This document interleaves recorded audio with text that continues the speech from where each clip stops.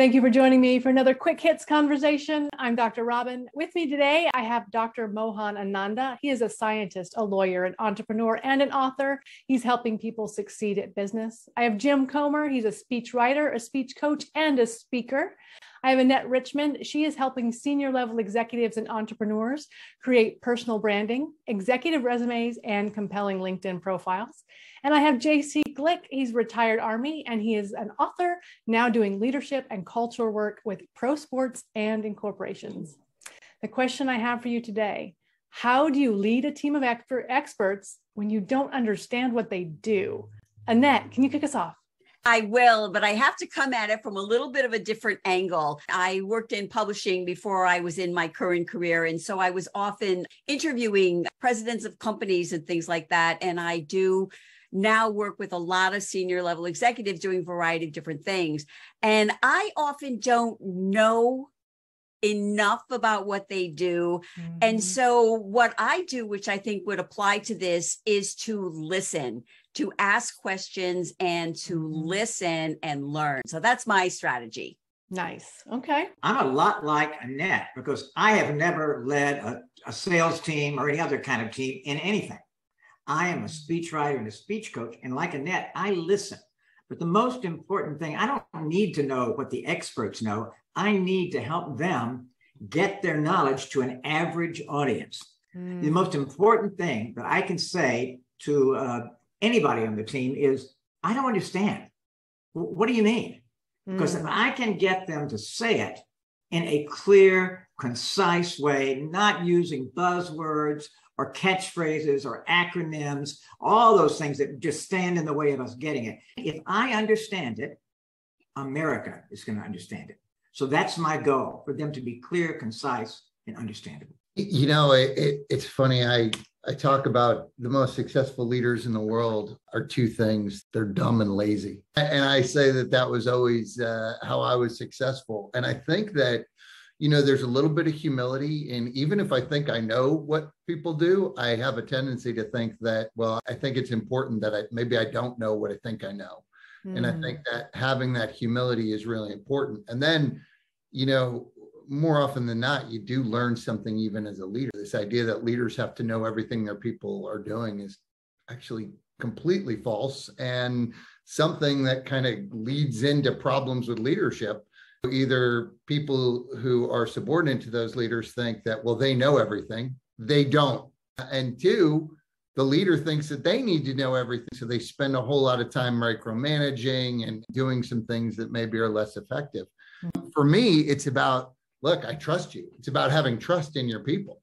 So I don't need to know what you do. Whatever your role is, I trust that you do that role really well. What I want to know is, how can I help you do it better? How can you teach me about this role that you're doing? And how can I resource you to do it better? Because that's really what leaders do, is they resource their people. Yeah, I worked with someone once who said, as a leader, it was his job to provide air support so people could do their jobs. Yeah, I mean, I agree with all the things stated here. As I said, I've run a number of teams, and I don't claim to know everything the people do, because the type of things I have been is very complicated, extremely detail-oriented, so nobody can really know. The way I approached, or I still do, is building a relationship.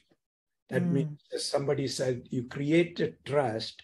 And of course, the key is not just the knowledge of the expertise, it is how trustworthy, how you have the integrity of the person, and that the personal qualifications are extremely important. And you should be more of a listener rather than telling them what to do, because they do what they want. But you have an obligation or responsibility to pull everything together to the same goal. So that guidance you have to do. And I compare, for example, this is just a comparison between Jimmy Carter presidency and Ronald Reagan presidency. Jimmy Carter is a very knowledgeable, hands-on. He goes and does, he's a nuclear scientist, all kind of things. Whereas Ronald Reagan, he is more of an actor, but he gets the right people And if you look at those two presidencies, in my opinion, the Reagan presidency was more successful than Carter presidency. So that kind of gives me, you cannot be an expert in everything, but you have to be patient and listening mode. And also you meet with each individual on a personal basis rather than all the team meeting. I mean, team meeting is essential, but that one-to-one relationship is extremely valuable, in my opinion. So it sounds like we're talking about having some humility and allowing the expert to shine where they are the expert, not trying to take their glory. I was going to say that that's what the successful leaders that I work with, that was something they all have in common. Their whole focus is to empower, build a great team and then empower them to succeed. That is what makes them in turn successful. So how does the person, when you get promoted into leadership, first off, you start out as being that person who's really good at doing the job, and then they make you the manager, and now all of a sudden you have to be that leadership person. How do you let go of being the person who has to know everything and do the job and be the leader? What does that transition look like? That's the toughest transition I've seen people make, from being a doer to being a leader. And I think that what it takes is an understanding of a role switch, right? So it's very easy in the military because leaders have very specific roles and there's no way they can know everything their people do, right? There's so many different specialties in a unit. But what I've seen specifically in, like, say, the NFL, an offensive coordinator moving to a head coaching position is a very big difference. All of a sudden, you have to do some very, very different things. You have to think of things differently, and you have to start taking steps back to allow your subordinate leaders to step up to where you were. So it's really about kind of in a hierarchical kind of view, even though you may on an org chart be at the top, you have to elevate everybody else ahead of you to make sure that they're getting the experience that they need to make them successful. It's got to be a code switch. I would start with when you make the transition, you first try to become a strategic person, because you need to set the goals of the whole team.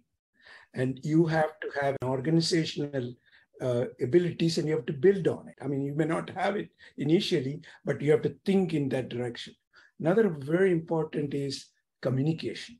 You have to communicate to the team very effectively and in the goal setting, and encourage them and basically provide more support rather than tell them what to do. I also think it's really important for experts and for leaders to sound human. We think of Albert Einstein, the name that we associate with genius. Well, he not only had the theory of relativity that changed the world, he was also a wonderful communicator, and he used language beautifully. I looked at a quote from him, and this is kind of what I go by. If you can't explain it to a 6-year-old, you don't understand it. If you can have that humility and that clarity to get it across to most of us, then you really are a good communicator. And that works in business, in politics, in anything.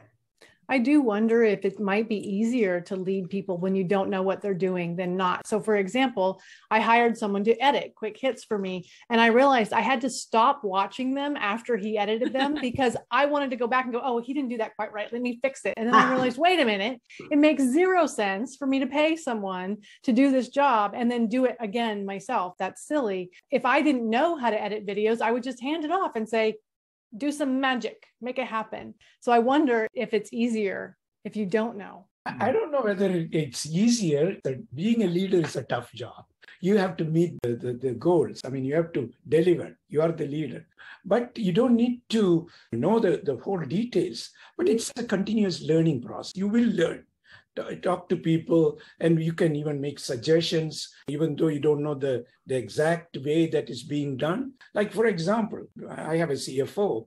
He knows the tax thing or the audit requirements. I mean, you don't need to know or do, but you do need to be in compliance. You need to know that we need to meet the regulatory requirements. It's more like providing support from a little higher level rather than going into the deep dive. I think sometimes we may know how to do things, but we hire someone, or whether it's someone who's working for us in corporate or a consultant who knows it better than we do. That's what I think it is. It is sometimes tough to let it go, but that's what I try to remember when I'm having somebody do something, because I tend to be like that too. Yeah, delegation would be a whole different conversation. And that is our 10 minutes. So I'm going to cut us off there. Thank you so much for having this conversation with me. And I look forward to speaking to each of you again very soon.